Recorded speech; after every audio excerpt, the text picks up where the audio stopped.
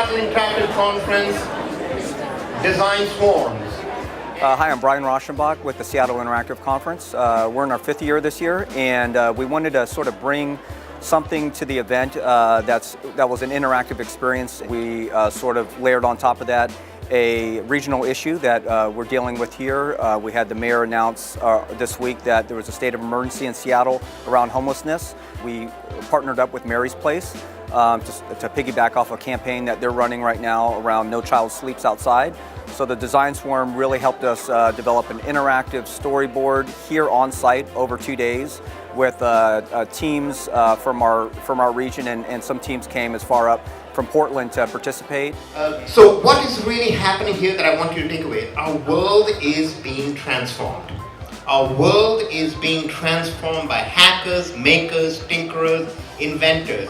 Old ways of design are shifting, right? And today I want you to adopt that mindset that you are going to take on transforming some of the challenges of Seattle. Design swarms are really a combination that brings together the agility of hackathons and the empathy of design thinking together into one agile framework.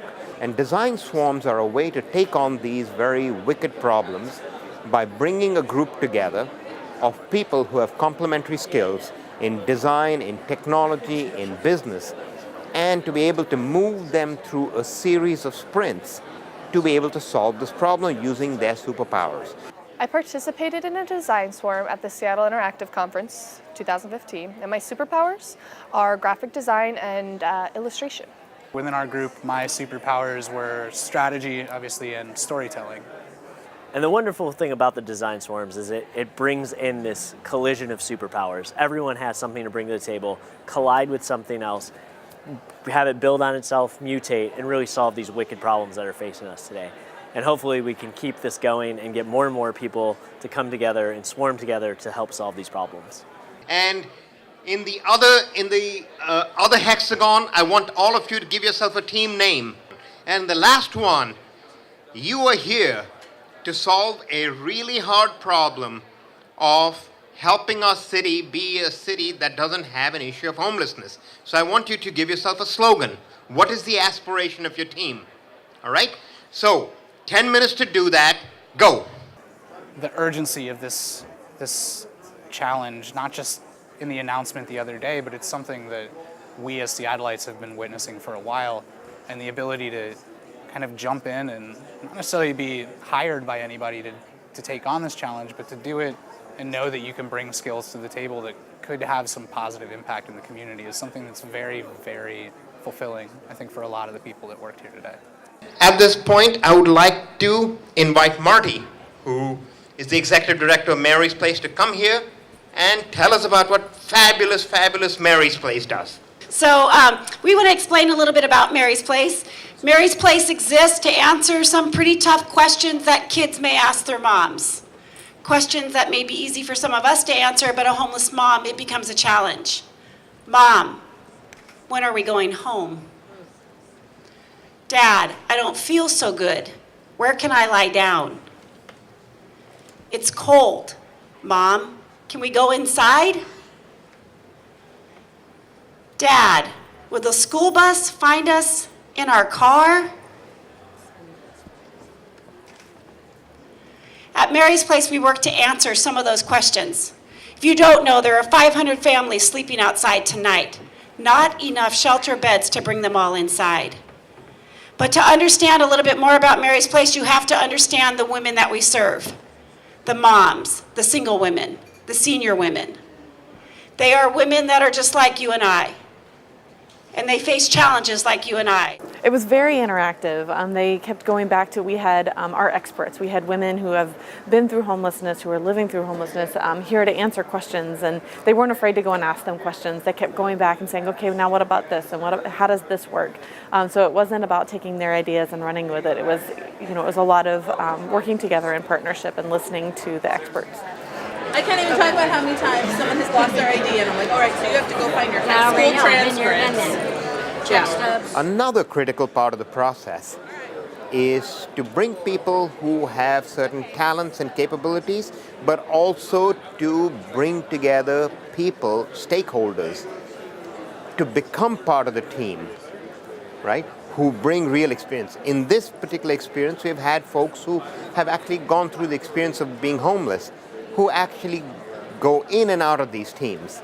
And what that offers for the teams is a kind of a grounding on ideas, and then slowly we actually get the people who are untrained designers, in this case the homeless folks, to also start thinking in designerly ways, right? This represents in some ways the shift that we're going in design, where it is from designing for to designing with to designing by. Right? So design swarms are really an example of design processes of design by people, facilitated by experts, right? Facilitated by folks who may have deep understanding of technology, business, or design, taking part in the process. So early on, we had to think about how we were going to accomplish the challenge that we had in front of us.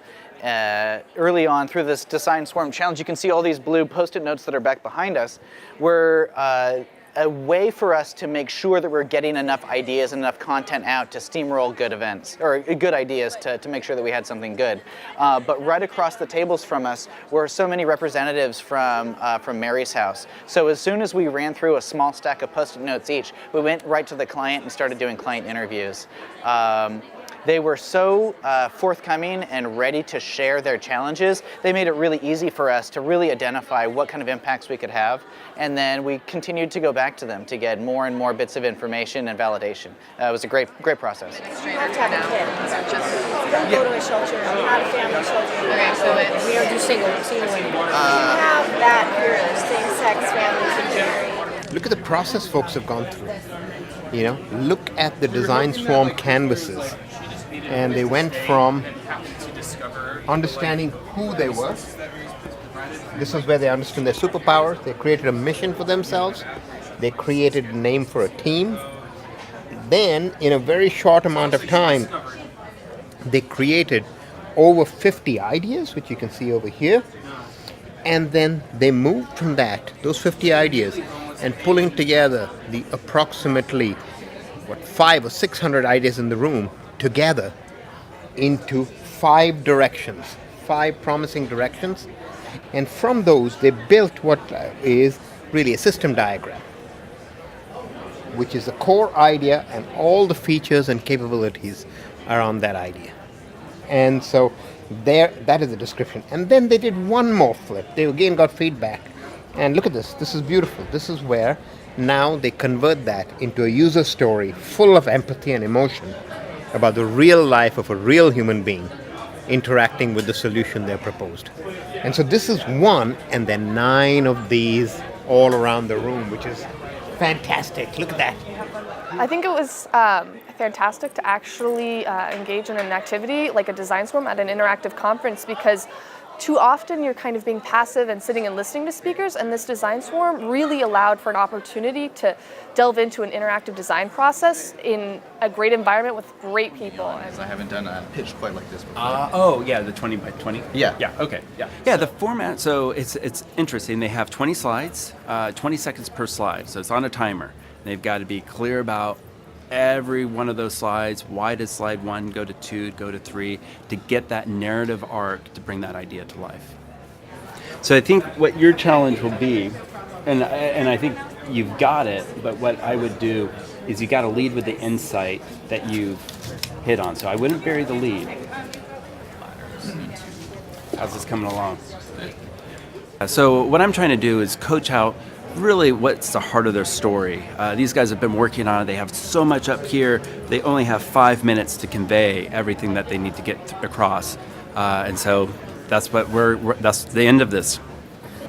And just to remind you, what the judges are going to be judging, all the results are on 3 criteria. And the criteria is, one is how innovative, how creative is your solution. The second one is, how doable is it? Right? Does it appear reasonably doable? And the last one is, what impact will it have? Right? That is the 3 areas right? Which is that are going to be looked at. You know, like this spreads throughout the entire community. Everybody has an ability to give a hand, and through this unified piece that the homeless would be able to access through these public totem poles, as we suggest, they'd be able to have that information right at their fingertips. And the louder this community speaks, the more this conversation is heard. So we have a really quick sketch here just to kind of show there's a number of things we want to do with this. This could be a kiosk at the front of a Mary's Place. This could be through a web portal that they access at the library, really anywhere. But we want to be able to provide these things. So we've taken our whole concept and summed it up into a single phrase, I suppose we could call it, or mission statement.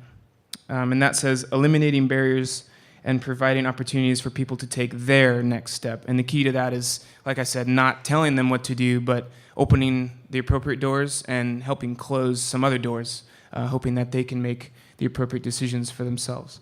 So we thought, okay, can we just tell those stories? Can we come at this at a different angle? Can we humanize the problem? Can we raise awareness? And we came up with a concept of a site, Fight Through the Fog, which would basically be just posts focusing on long-form stories of each success story from a shelter like Mary's Place. And then the second CTA would probably be, can you reach out to this person to receive mentorship? So if we are looking at the user that would be the homeless woman, maybe at the library, she would have the ability to follow that link and contact that mentor directly. Because one of the things we did here is that these women love to tell their stories. They like to share them. They would love to actually kind of guide someone else through the process of how they could also be a similar success. So we were delighted to find that there's some tools out there immediately accessible. So before the event closed yesterday, we had a working shared document that I have shared with the director of Mary's Place. So it was ready to go to actually work the process to get people in beds tonight. But we wanted to take it further. We wanted to have something that we could use to give back to the community, hand off to other people to continue with or continue with ourselves. So we started with a mock-up, which would be a usable application you could access on your phone that is kind of more visually appealing than a spreadsheet. The main thing we found was you need to search for the criteria of the shelter that's accepting you. So the main thing when you enter the first home screen would be a checklist where you could go through and check different criteria that appeal to you. So for example, youth shelters, transgender acceptance shelters, so on and so forth. And then you would have a list of shelters would come up that accept you. So you'd have the name, who it accepts, you would have a call to confirm. Let me go to the next one. You'd have the number of beds available because that is the number one thing you need to know. How many beds instantly updated straight away. And then you would learn different amenities that those shelters provided and you could click to learn more. So do they have diapers? Do they have showers, lockers for your goods and parking and that sort of thing? The challenge that we were given was how do we create a consumer journey that helps them on that road to empowerment. Specifically, those steps are empowering themselves, finding stability, mending the issues that they're facing in their life, and ultimately restarting. And this is something that we know is what Mary's Place is designed to do, and they do it really well. They have the expertise, particularly in mending issues and helping consult. So we didn't want to really have to take over that process, but where could we be additive and incremental? And after talking to a lot of people from Mary's Place, one of the big realizations that we came to was that when you lose your home, you lose much more than just a roof over your head. It's not just the shelter that you lose, but you lose security and control, particularly over those physical things in your life that make you who you are. In particular, and as we had heard from these ladies, those things are documentation, government-issued IDs, healthcare info, all that sort of thing. And particularly, there's a lot of stigma around having lost your address or a contact phone number. No one's really addressed the fact that when you're homeless, all of this stuff ends up in a bag on your back.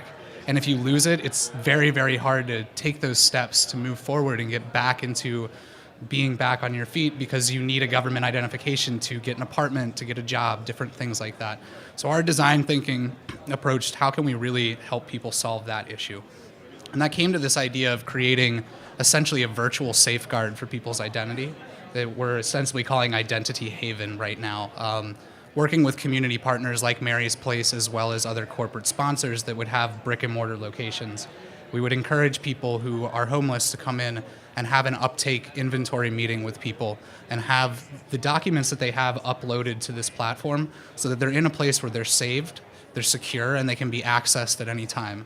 And just as important is strong and powerful messaging. We wanted a headline that's short and memorable, which is why we chose the number 500, which represents the 500 families sleeping on our streets who each have their own stories. So in this example, Joe is making his way back home from work, and he may be listening to a podcast by KUOW where they're running a segment just featuring stories of other homeless people that are in the area, and he actually has his perception shifted a little bit and learns that they're doing community events around the city where they're bringing the homeless community together with folks with more resources. So Joe's curious, and he decides to check it out.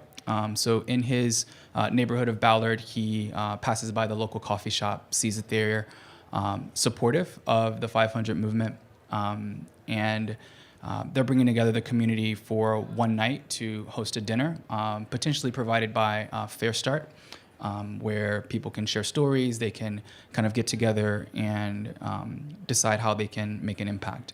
Our whole vision when we had gone into this was designing for hope. So how do we give people the hope to maintain that momentum moving forward as they get back on their feet and not have to deal with the logistics of, I don't have the right paperwork to be able to do this or this.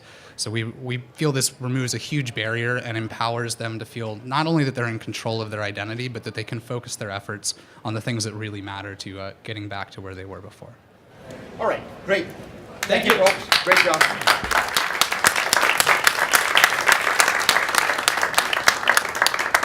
Okay, now the time we've all been waiting for. So if we can get everyone to gather up here, we're going to make the announcement of the winners. But in fact, I think we're all winners. And hopefully Mary's Place is the biggest winner. And so everyone make their way up here. Judges have deliberated and are happy to announce that Pop and Matt is the winner of the SIC 2015 Design Class. Congratulations. Congratulations. The judges had an incredibly hard time to decide because all the entries were extremely close on all three criteria: innovation, feasibility, and impact. In addition to the grand prize winner, the judges also felt that there were a couple of entries that showed exceptional promise. AKQA had the interactive totems that have the potential for civic impact and scalability. Their UW Home Leads entry was also extremely feasible and could make an immediate difference. We thought both of these are projects that can be immediately implemented.